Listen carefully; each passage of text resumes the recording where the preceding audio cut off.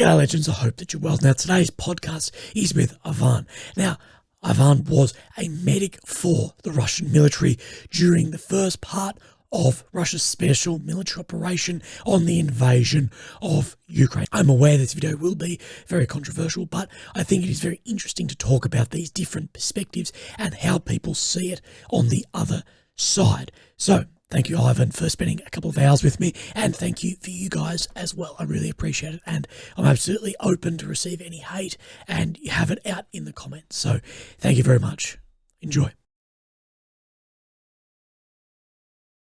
With your time in Ukraine fighting, or being a medic, is there any moments that stand out to you? Anything that you really think about a lot that happened? Well, it depends. I do think a lot about those 6 months. I do think a lot about what's happening in the perspective of history here. But to be honest, my thoughts and opinion isn't valuable. So I'll just keep it to myself, to be honest. Especially in terms of what I have experienced. I've experienced something, like, I don't know.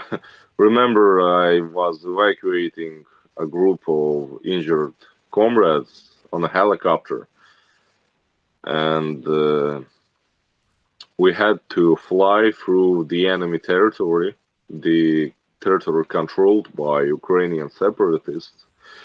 Well, and those guys used a Stinger missile to try and hit our helicopter. And we just trying to make a shortcut to the nearest hospital with good operation room to give the good medical assistance to one of our very injured comrades. Well, I do remember how this flash of light was flying to us. It might be that I have experienced the biggest fear of my life, and it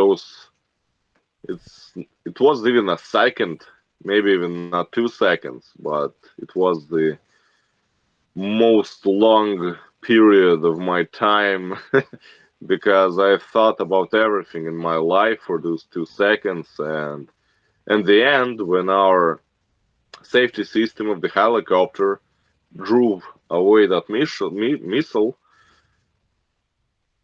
I understood that, yeah, I would still made everything in my life the same, and I would still join up the campaign, just because it might be that I was the only man who could have saved a lot of boys from dying.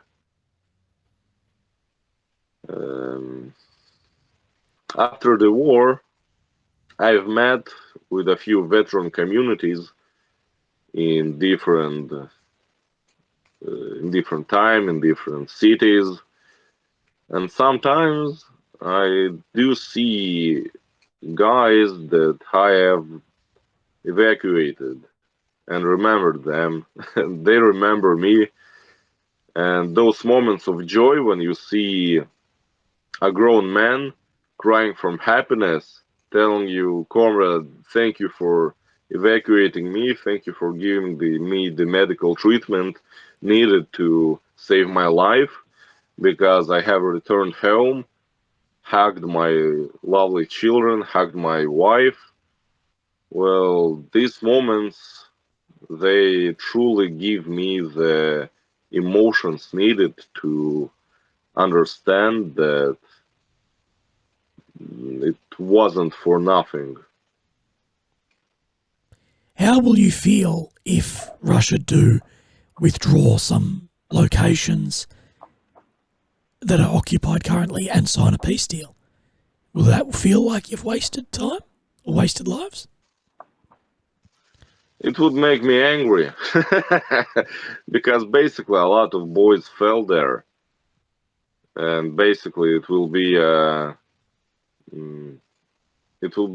traitorship towards those guys, towards their families. I don't see any kind of positive options to make a peace deal at the moment. Right. In my moral system, well, making a peace now and withdrawing from some lands is the same as just telling everybody in the country that we don't care about you, all we need is money and business. Pay us your taxes and fuck off. I don't think that the government or the official president will somehow will agree with these terms or agree to do so, because that's pure stupidity. How do you feel that you were working in Kharkiv Oblast? You were working on guys there, but then Kharkiv had the major Ukrainian counteroffensive, and a lot of the ground that was taken by Russia through blood, through fighting, was then liberated by Ukraine. Do you get that feeling from this? I just do understand that it's a small maneuver and the special military operation continues. It's okay to retreat. It's okay to have a small tactical regroup. It's not okay to sign up to some kind of a silly peace agreement and leave a huge pile of dead bodies of your comrades and telling them to their families that, well, your boy just died in war and basically for nothing because the place in which he died, well, is still controlled by separatists. That's strange. On the other hand, you see, it's okay to retreat, to regroup, and then strike again. War is everything about maneuvers, and if somewhere you need to make a step back, it's only to have a nice held fist and strike with it. Do you have any indication of what the casualty figures for Russia are? We will see Ukraine claim that it's 250,000, and we'll see some other claims here and there. Would you have any idea of how many Russians have fallen in this conflict? A lot of boys got wounded, a lot of injuries happening, but I don't think that the number of dead people is much higher than, I don't know, 40,000. It's just sounds unexplainably stupid because I don't think there are even so many young men in our country. Right. But 40,000 is still an incredibly high figure. Of course it is, but like it's the most hardcore war after the Second World War in our history. And do you think that these lives are worth what has I been? count in my head the volunteers from our countries. Right. Has there been many Westerners you've seen come and volunteer for the Russian military? I've seen them, not a lot, because our military protocols, well, they don't encourage using non-Russian citizens in war. But I have seen some volunteers fighting in the Donetsk and Lugansk militia. I've seen some non-Russian citizens fighting for private military companies,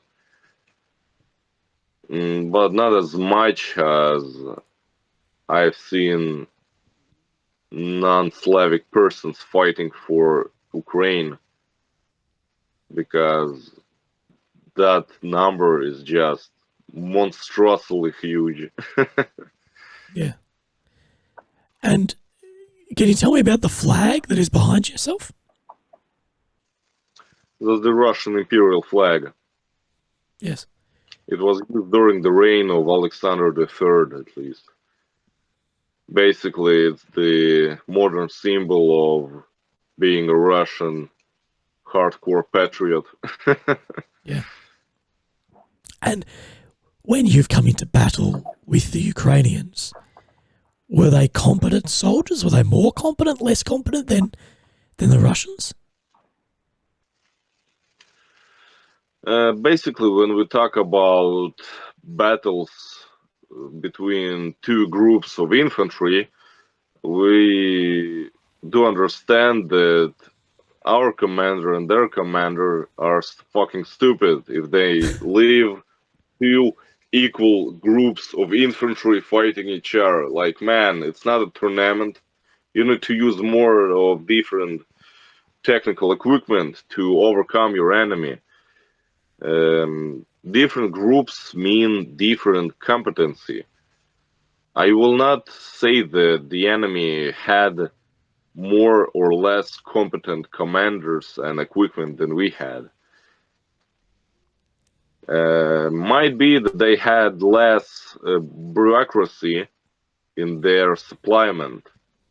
Basically, you might have already seen that the regular Russian soldier has more equipment than they had at the start of the special military operation, because leaving bureaucracy behind and finding alternative ways to buy equipment didn't happen for a while. Right. And how much of this bureaucracy, even down to corruption, is there? Because we know that Russia overall, and I know you're a very hardcore nationalist Russian, but the Russia is a very corrupt country, and we know through the upper echelon of the oligarchs, whatever, there's a lot of corruption. We also know that Ukraine is a very corrupt country. But how much does that corruption affect the military operation and the goings on of the military day to day and in this operation? Did it have an effect on how this operation actually went? We hear stories even down to that the some of the expensive equipment has been sold off, that propellers off boats were sold through corruption, and that's affecting wider scale of the operation. How much of that did you come, I guess, head to head to, of this corruption from the commanders, from soldiers, all the way through this echelon?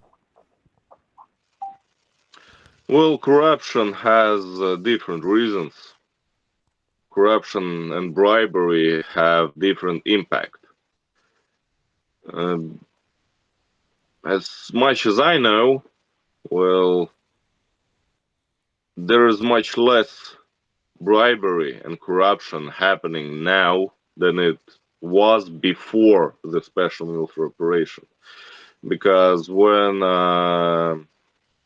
every kind of warfare happens, well, most of our officers, generals, and our bureaucratic people from the government understand that some bribes could bring down lives, and it stops them from doing stupid crap like reselling ammunition and weaponry to a third country or to some kind of bandit groups. Corruption and bribery does happen, but not in reselling weapons to third places, to third countries, or to anybody else. I don't quite really know how corruption might have happened in different situations, to be honest, because I've never dealt with it or never heard of it happen in mass scales. I do know that in some places people buy themselves holidays and that's it. Right. And have you had much to do with the private military of Wagner PMC?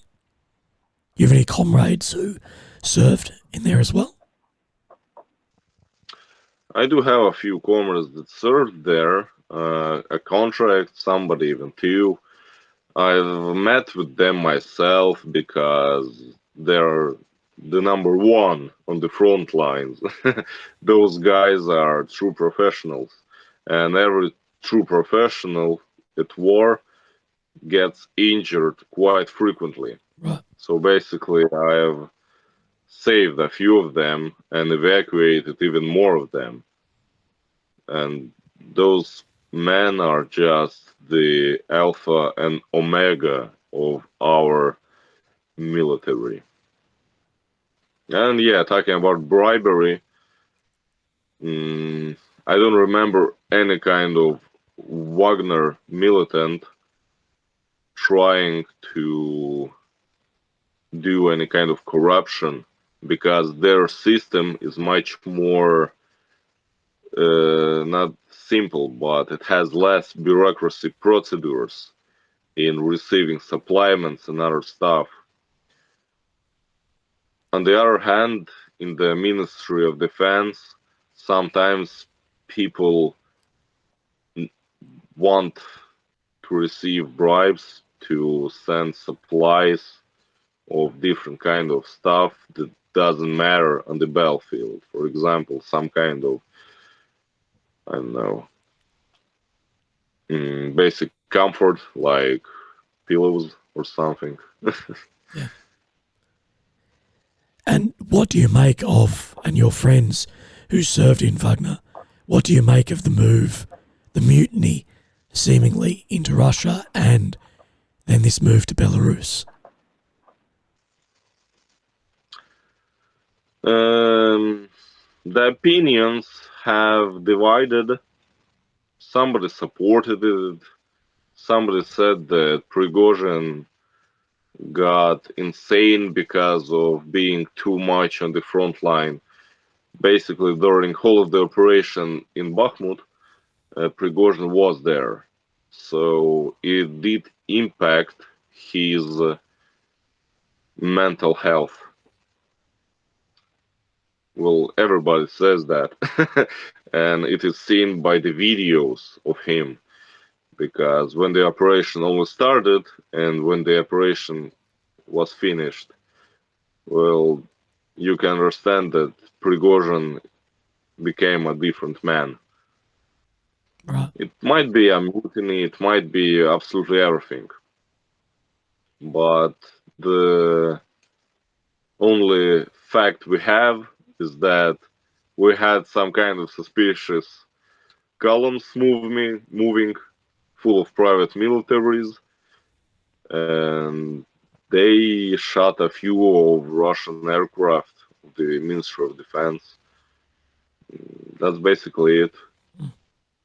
I'm more than sure that if the butchery of the counteroffensive will continue, it might happen the same on the Ukrainian side, because come on, we're Slavic. Eastern Europeans are always kind of interesting in their ways of thinking and doing action. Do you think that we'll see Wagner PMC re-enter the conflict? I don't know. I'm too stupid for that. Me too. As a veteran who's given 6 months of his life to this conflict, probably your own mental struggles as well, and seen a lot of trauma, do you feel like you're appreciated by the government? Do you receive any veteran affairs support, payments, anything? Well, the community, the citizens of Russia, really do change their attitude towards me. I've never received so much respect from different people in my life, Right. just for having balls, basically. I do receive some help from the government by paying less taxes, paying less for electricity. Well, basically, my bill during winter was 4,000 rubles. That's nothing for living in a private house in Russia, at least near Moscow. I found work relatively easy.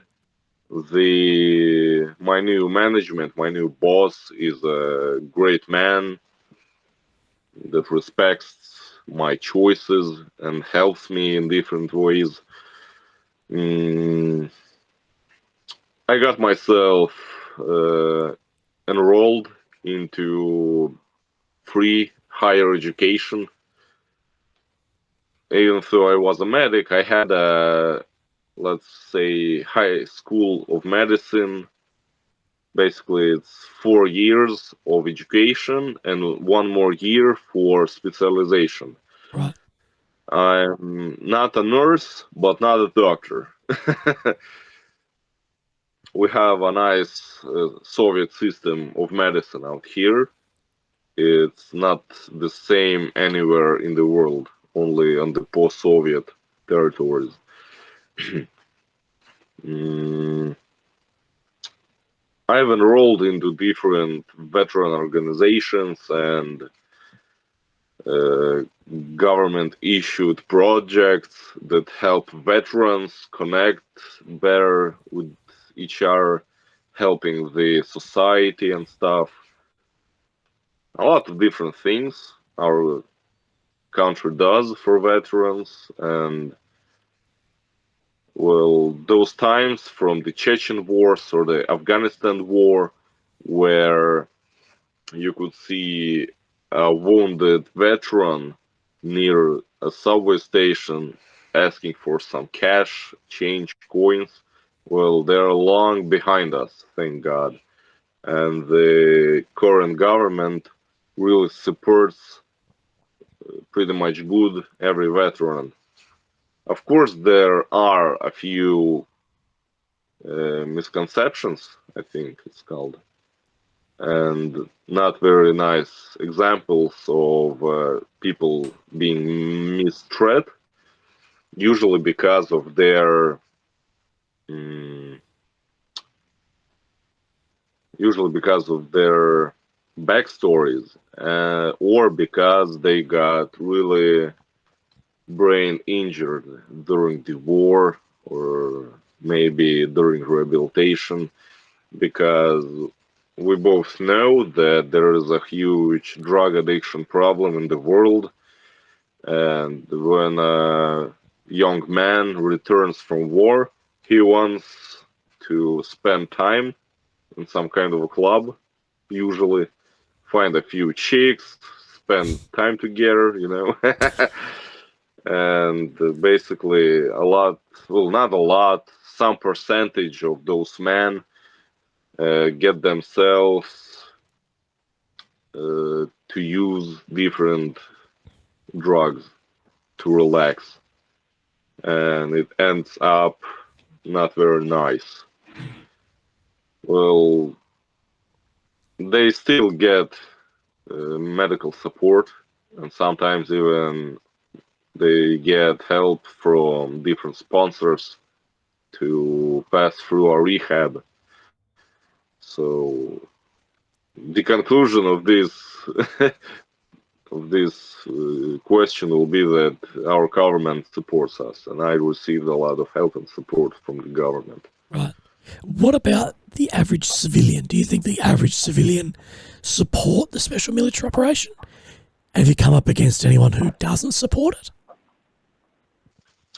Depending on the context, everybody, absolutely everybody I know or heard of, support our military. They support the boys, the sergeants, the officers. Uh, it's not the fact that they will support the political answer of the government to start this special operation, but they do support the military. They do support the army Right. as it is as a whole. They even support the private military contractors because those guys are basically volunteers.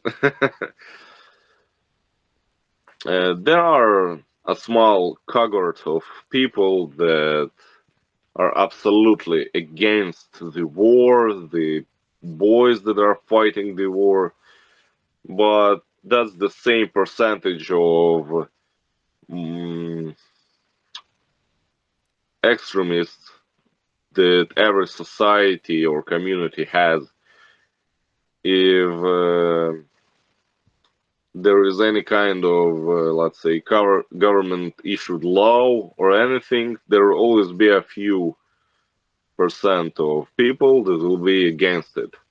Yes. It's just the basic knowledge of sociology, I think. And how have sanctions against Russia affected your everyday life? Like, you and I even struggled getting this set up because we can't use a few of the online like streaming things because of the sanctions placed against Russia. How does that affect you day to day and your family?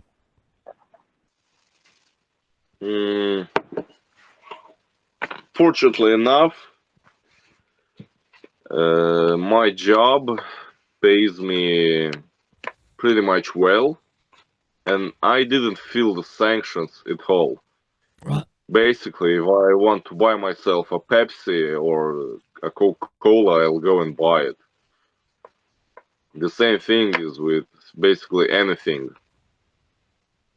The only kind of sanction I felt was today when I tried to install Zoom on my telephone, and that's it. Really? So it's not affecting you that much at all? What about like Visa, MasterCard, things like this? We have a great banking system, and basically I have a bank application on my phone that helps me in a lot of different ways, and as much as I understand, our banking system is much more advanced than it is in, for example, in the UK or Germany. Because when I tell my friends from there that, mate, all I need to do to send a few thousand rubles to my wife when I am at work to buy groceries, I just open my application and do it. That's it. All I need to know is their phone number. Right. Is there anything you think that Russia is doing incorrectly in this war? Like, I know you're very pro-Russian national imperialist, but is there anything that annoys you that Russia is doing? Well, I wouldn't call myself really a nationalist and an imperialist, first of all. I do respect my ancestors and my civilization, but, well, I'm more of a libertarian, maybe. Right. I don't like a lot of laws. Basically, it's just the regular Cossack attitude. I love the Tsar, but I don't want to respect the laws made by the Duma. There are some things that really do annoy me in our politics system. Quite some things annoy me in the war itself, in the special military operation, or however anybody would call it. Can you tell me about those in the operation? Mm, we are too soft core towards the Ukrainian separatist politics. Right. I don't quite understand why we didn't still bomb the hell out of any of their politics or mass media production management. Basically, our intelligence service knows where they live, knows how they move, knows where their safe houses are.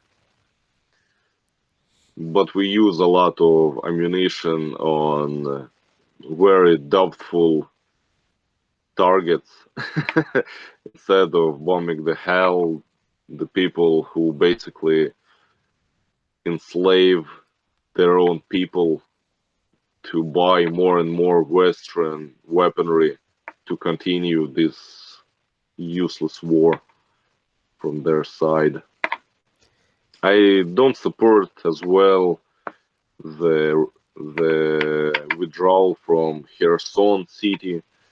I think it was a mistake, but on the other hand, I'm not a strategist. Right. But you say that, you know, they're supporting this hopeless war, but the war could end if Russia pulled out. I get, like, that could be the end of it. Shit happens. Yeah. Do you think that if Russia did sign a peace deal, end the war, however this will end, say, do you think that we could see more uprisings within Russia, that we could see on a larger scale of what we saw with Prigozhin's mutiny against Moscow?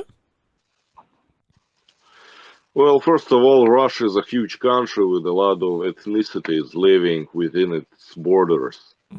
And unfortunately, these ethnicities have their own 1 or 2% of always aggressive and unlawful citizens who don't want to obey the constitution or the imperial, let's call it like that, law.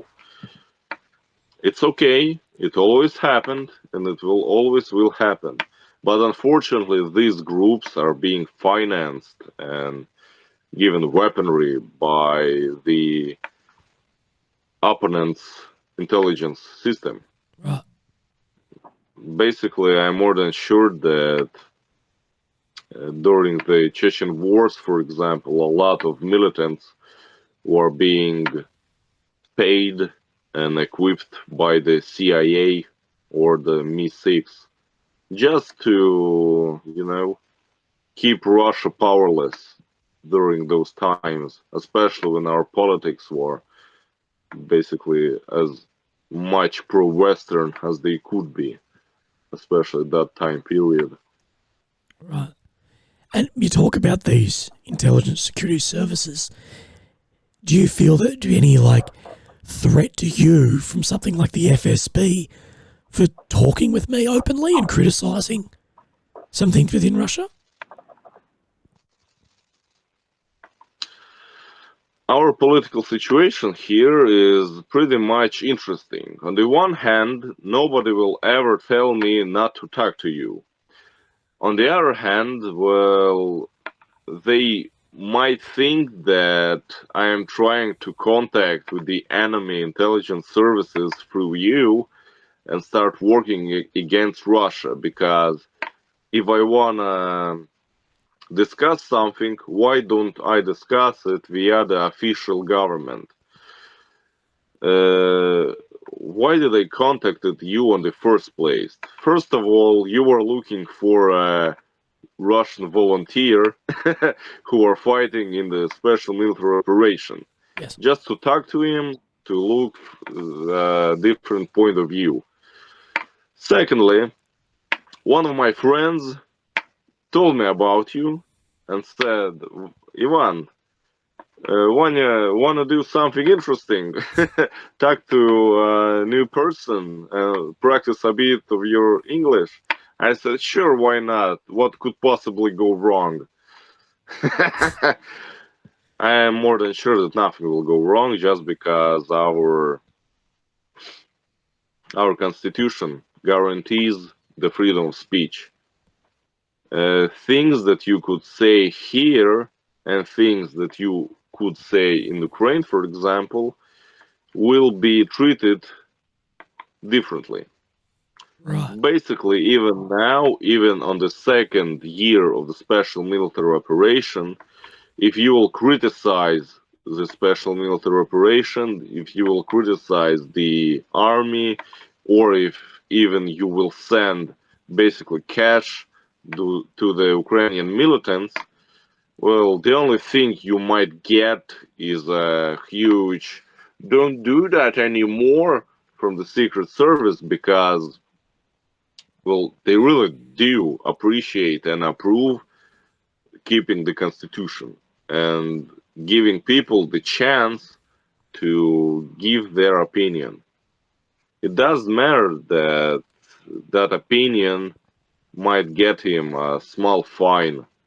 Because, for example, in Ukraine, if you will talk negatively against the official Ukrainian government of Zelensky and will accuse him of being the new Khazaria, well, the worst part, you will get shot or sent to war, being drafted.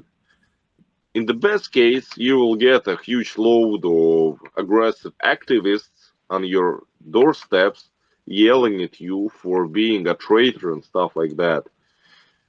Well, that's the part of small nations that want to be separate and independent. They aggressively try to show their cultural superiority and differences from their father civilization, from Russia in this case. Right.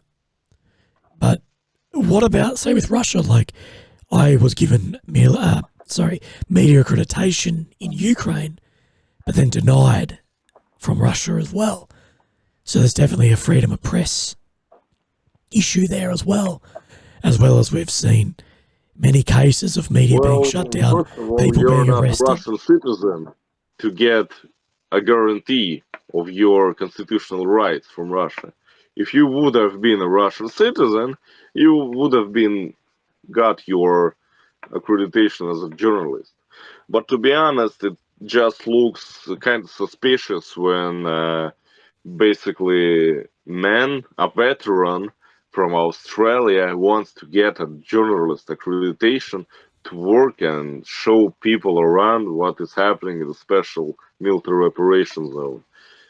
Well, it looks suspicious. Nobody would have given you that chance just because you might have been a spy or something like that, might have been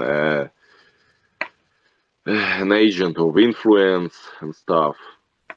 Because every war is information war as well. And as long as you don't give the guarantees that you will speak approvingly only the government issued information, and you won't because, come on, you're an Australian veteran. They won't give you that chance, and that's it. Yeah. But does that not take away from that freedom of press? That then you've got, if you can only be a Russian citizen, then you've got this echo chamber of information.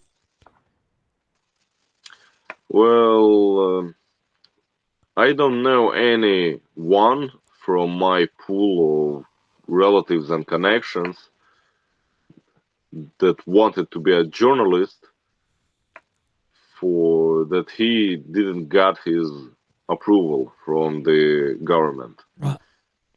First of all, because, well, we are all citizens here. And secondly, that once again, the Constitution guarantees your laws and rights only if you are a citizen of this Constitution. Yes. And what about Putin? What is the feeling amongst Russian citizens towards President Putin? He is old. Is that it? Is he liked? Is he Basically, disliked? yeah. Is he seen as a dictator? Well, he's not a dictator. Well, basically, he might be the best negotiator from the 90s. You see, a legendary person who is in power as long as he needs to be in power. Basically, he is the guarantee that the oligarchical clans in Russia will not fight each other in an open warfare. He is the guarantee that our economy will not be enslaved and becomes a vassal to the Western economies. Basically, he might not have been a president. He will be anyways as a guarantee for specific things to work in Russia. He's a great negotiator for the Russian mentality. And moreover, he is a great man that doesn't sell his own people. I'm not talking about the nation itself or our resources. I'm talking about a businessman. Putin is a great businessman, first of all. And that's why most of us in the Russian Federation at least respect him. Right. Because the man has power, because the man has the political abilities and long run understanding of how to hold power, and basically he's just an interesting person not to be dealt with, Yeah. or to be dealt with respect at least, because, well, unfortunately we don't have any kind of alternatives at the moment. That's it. But Most of the people beside that in Russia don't really talk about politics a lot because they are more interested in building up their lives. right. Because of the Soviet Union, let me remind you, yeah, politics are left for politicians, not for the common man. Yeah. But do you acknowledge that Putin has, tens of thousands, hundreds of thousands of people that have died because of him waging this war, and the idea that Russia is now being left out of a lot of opportunities in the future due to this? If, for instance, like Gazprom being Russia's biggest company that's state-owned, privately owned, somewhat in between, now isn't selling them as much gas as they used to, for instance, due to waging this war, doesn't that then affect sort of the bottom line of the ruble and then everyday Russian citizens? The everyday Russian citizen didn't really had the chance to enjoy a full-scale Western level of life. Basically, the common Russian didn't feel any kind of change in terms of using Western products. Right. They did, however, felt the change in salary and the prices in the shops and malls. But it happens quite a lot here that your economy is unstable. To be honest, I don't remember when it was stable for at least a few years.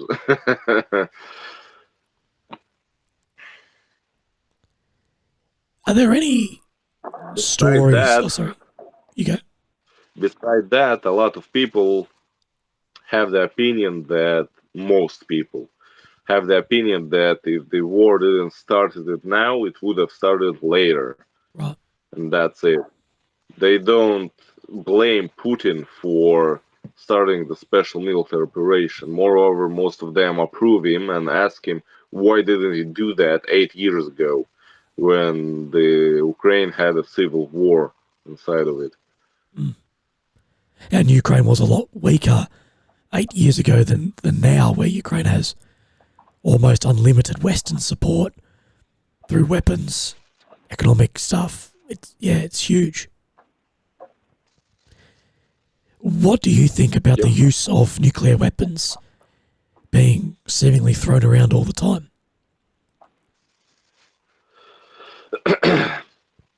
I hope it will not happen, and that's it. Yeah. If there will be any kind of reasons to have a nuclear strike somewhere in Ukraine, well, that would be quite unfortunate because, first of all, that's our land. Who, in his own sanity, will bomb his own land with nuclear weapons? Why would he do that? But that's my point of view.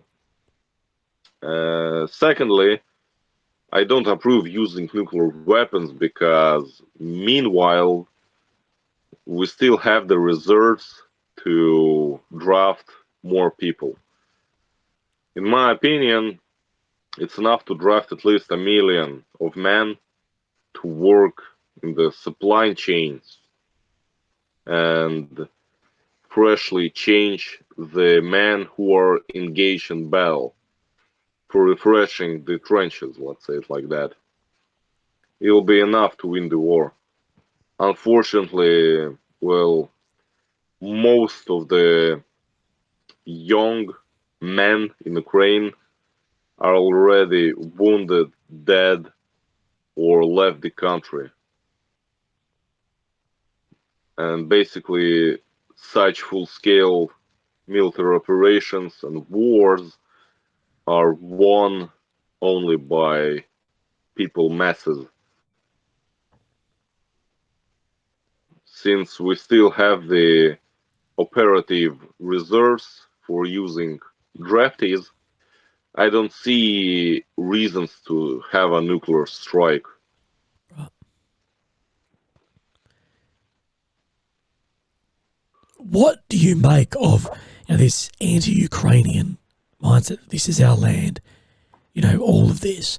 What do you make of when people accuse Russia of committing genocide? Well,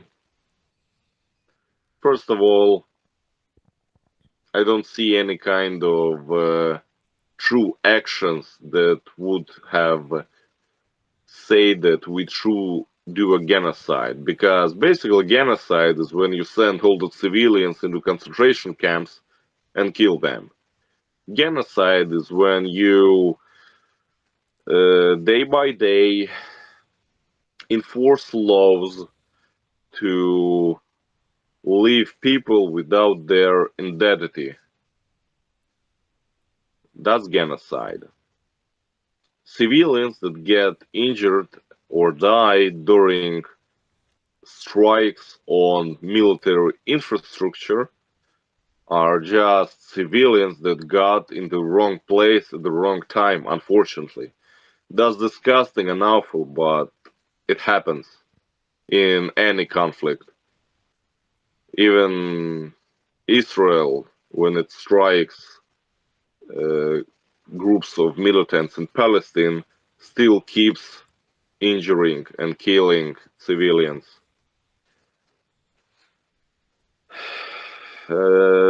People that I know don't accuse me for being some kind of an anti-Ukrainian, because they know that, well, mostly I do respect Ukrainians for being those funny guys from the southern Russia who play different local musical instruments and fighting with us shoulder to shoulder against the Polish, for example. I do respect the Ukrainian entity, but they must live inside our borders, just like all the other minorities do. We should live in a big, huge, and beautiful country together, Right. even through force. Do you have any empathy for the Ukrainian soldiers who have been killed or the guys who are fighting? Is there respect there for them? Like soldier to I soldier? respect them for being men. I respect them for being warriors. Well, if I would have believed in Valhalla, I would be honored to sit with them on the same table. I respect them, and that's it. Yeah. I think It that's would be that's mutual between, I think, everyone who's served. There's a feeling of mutual respect between people fighting for what they believe in. Is there any other... at least those who have a brain in their skull. Sorry, say again? At least between those who have brains in their skulls. Yeah. Are there any other stories off the front line you'd like to share with us? To be honest, it's already 2:30 a.m. I think we could talk again Sure. in a matter of a few days or weeks, and I could tell you a few war stories, and maybe we could discuss a few other topics and questions. That'd be great. I'll even try my best during this time period to make my verbal English better. Your English is better than mine. At least you've got a voice. Well, Ivan, I do really appreciate your time. You reaching out to me, being open and honest, it is very difficult to get the Russian perspective on this. You know, people either don't want to talk to me or shut it down completely. So I do appreciate your time and sharing this with me. I'm always happy to give you a perspective from the Russian side. Easy. Well, mate, 2:30 in the morning. You better get some sleep and get back to work whenever you do. Absolutely. Thank you, Comrade, for understanding. No, thank you. And Next time, I hope we'll have a holiday the next day so I could sleep a bit more. exactly. In such case, it would talk all night long, especially while by myself. Even more Tarhun. That's my favorite pop soda here, Tarhun. Is it alcoholic or non-alcoholic or? No, it's just a pop soda. I don't know. It reminds me of Sprite, maybe. Okay. It's made from Caucasian weed called Terhun. Okay. I'll send you more details via message. Maybe I'll send you a few bottles. Sure. Righto, mate. Thank you very much, and I'll speak to you over the next couple of days. Was happy to talk to you, comrade. Okay, thank you. Bye-bye. Have a good day. You too. Bye-bye.